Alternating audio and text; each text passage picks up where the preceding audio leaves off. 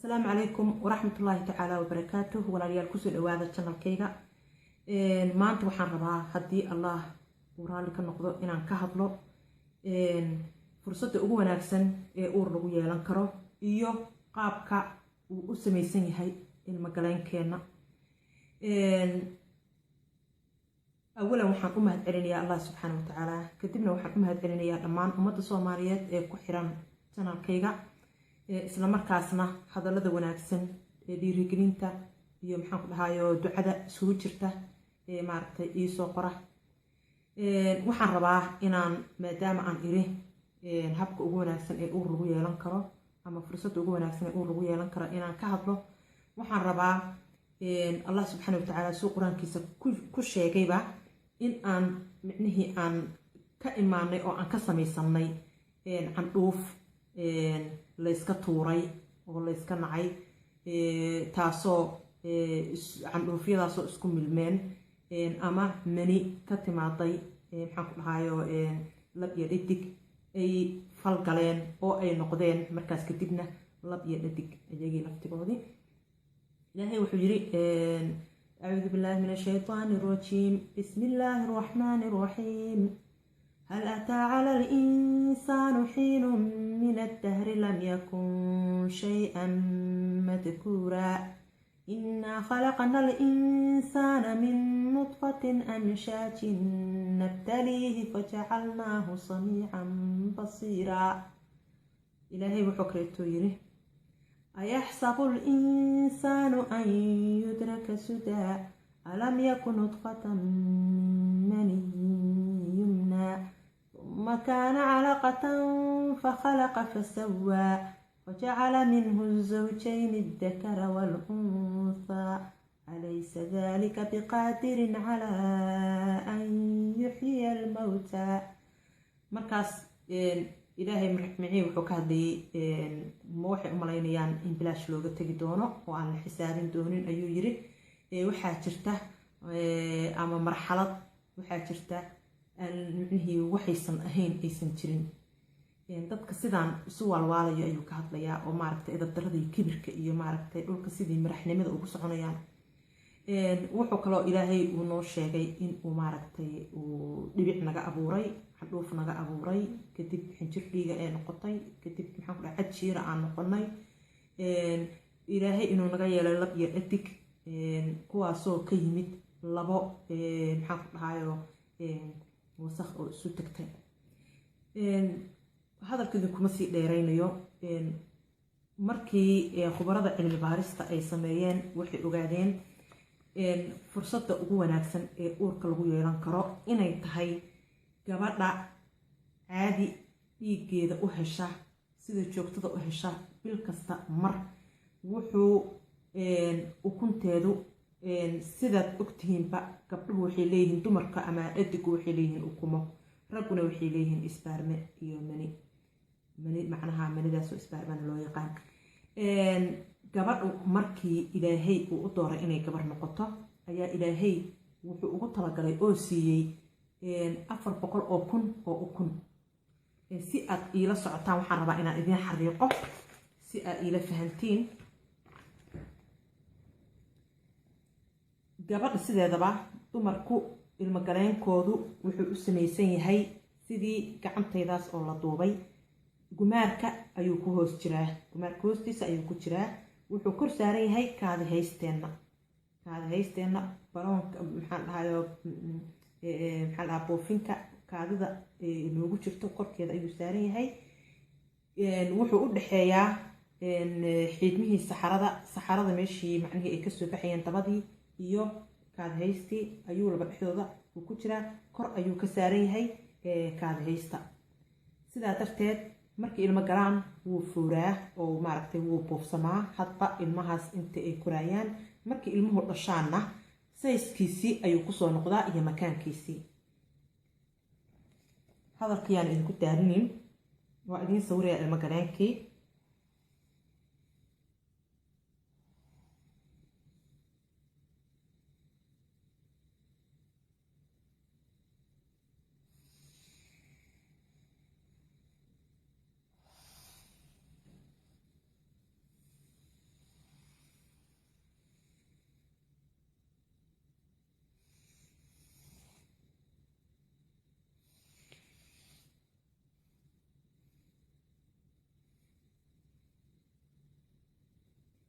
gabadha marka saa idin sheega 400 oo kun oo ukun ayay leedahay ukumahaasna ilaahay baa garanayo siduu uu ugu kala qaybiyay labada meel mid inay ku badan tahay in la kala qaybiyo isku maaragtay isku miisaan laga dhigay oo isku tiro laga dhigay ilaahay baa naga garanayo marka 28 maalmoodba hal mar ayay ukuntu soo go'daa 28 maalin makaankii ay ku jirtay maaragtay ugxamaha siday ee ukuntaas siday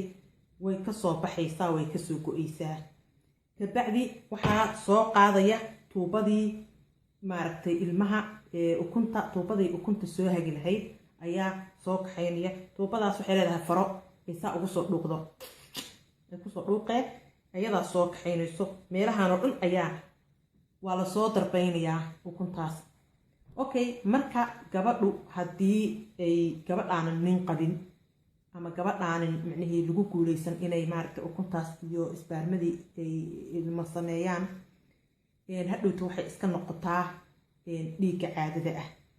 badanaa waxaa laga yaabaa isweydiisin dhiigga caadada xaguu ka yimaadaa dhiigga caadada wuxuu ka yimaadaa ukuntii ilmuhu ka samaysmi lahaa ayaa ilmo samaynaynin macnaha ayaan ilmo noqonin sidaa darteed dhiigga caadada ayuu noqonayaa okay marka ukuntaani markay soo fuqday 28 marmarka qaarkood way ka soo gaaban tahay marmarka qaarkoodna way ka dheer tahay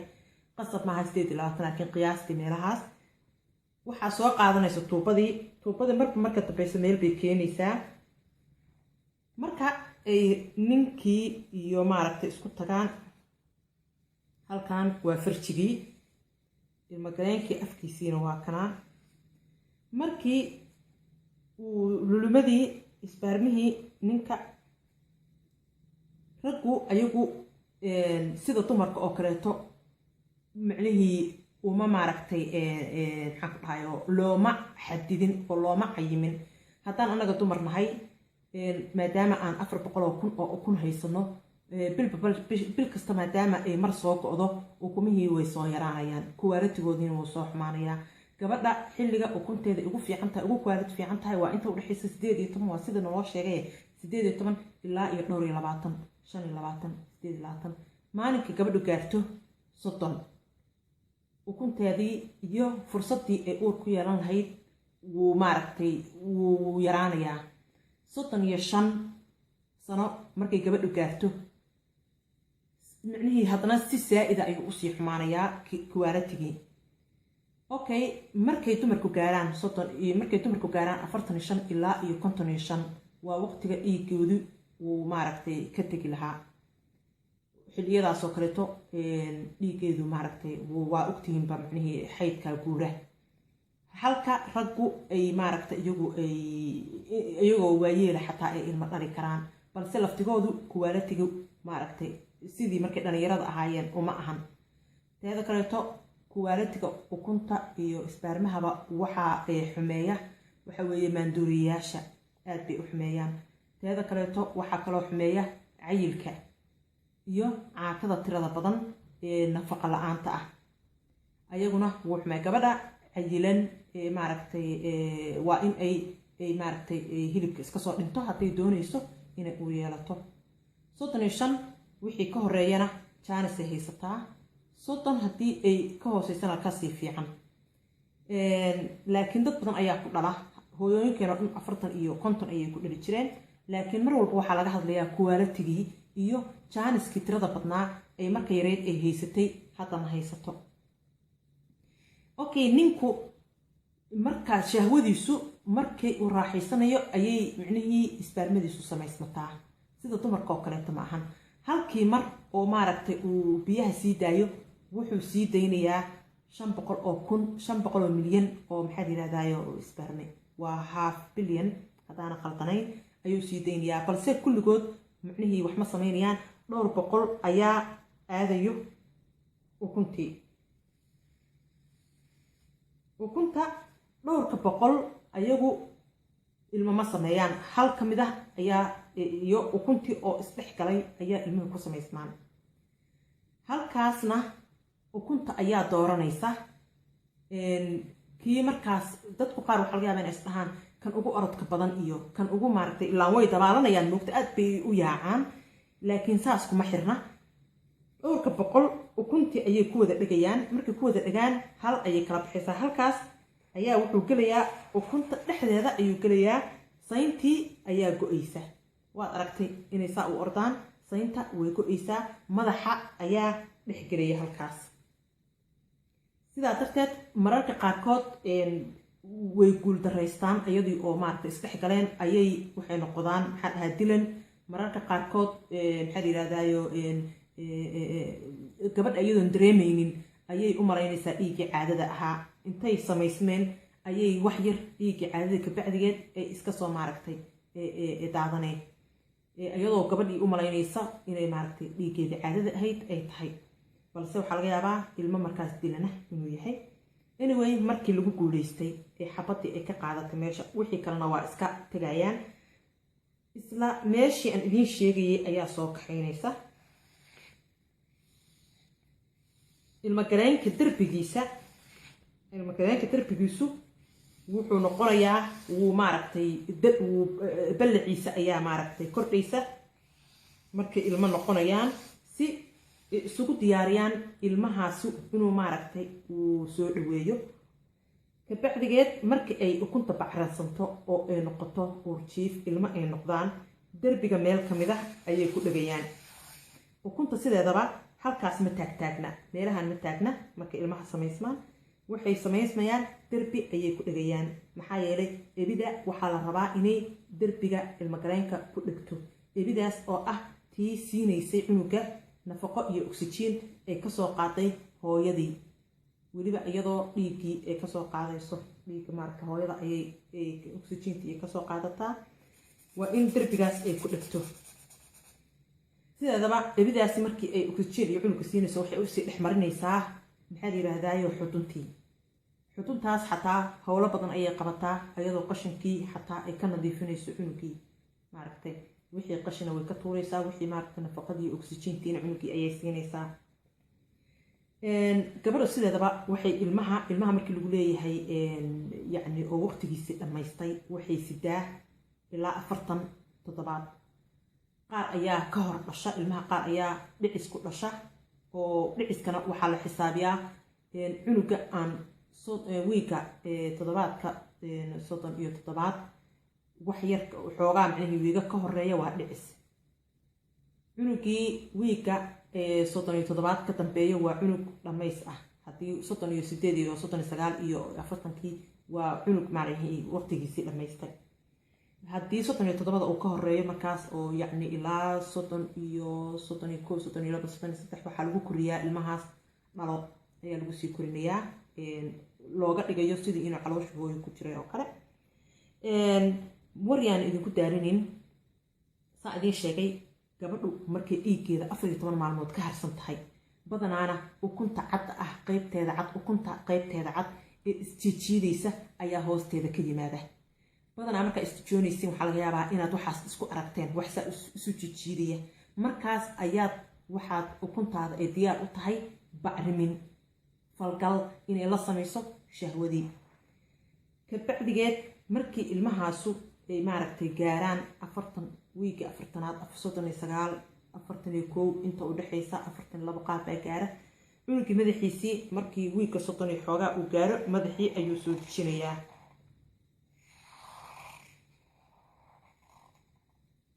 cunuga madaxiisii hoos ayuu soo degayaa markii wiiga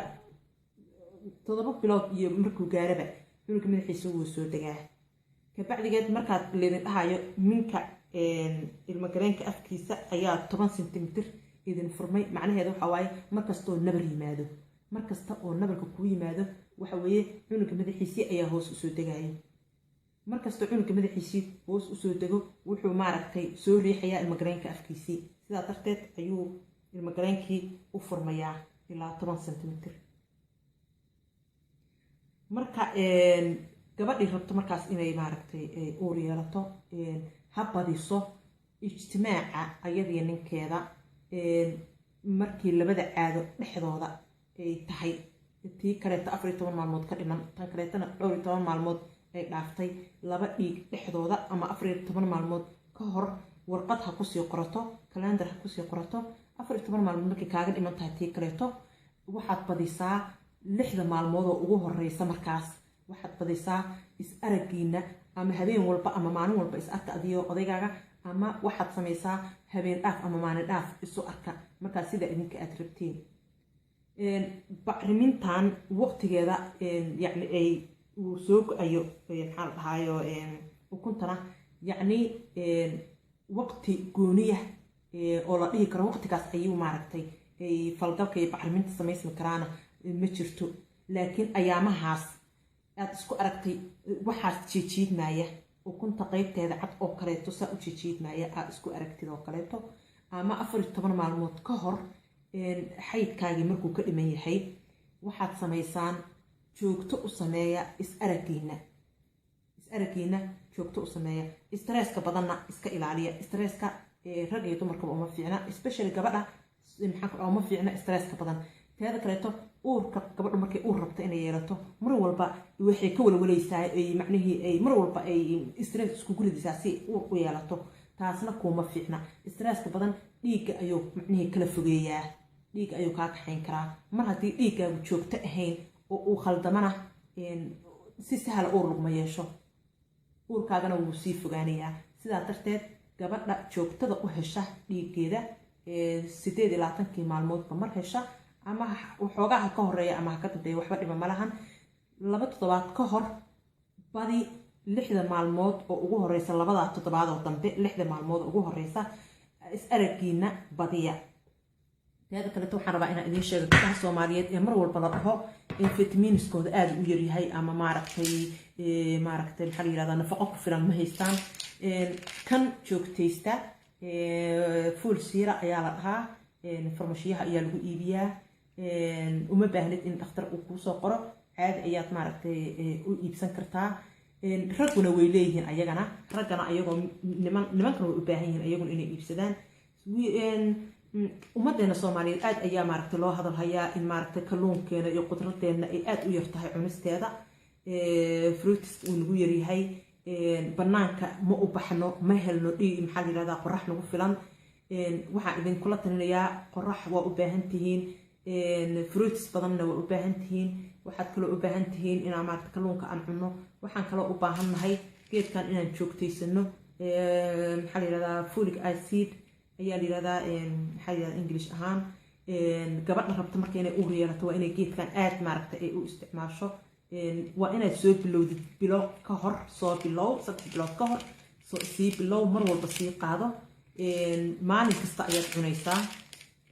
wax ilmihi waa loogu talagalay gabadha rabta inay uur yeelato inay isticmaasho sideeda ahaana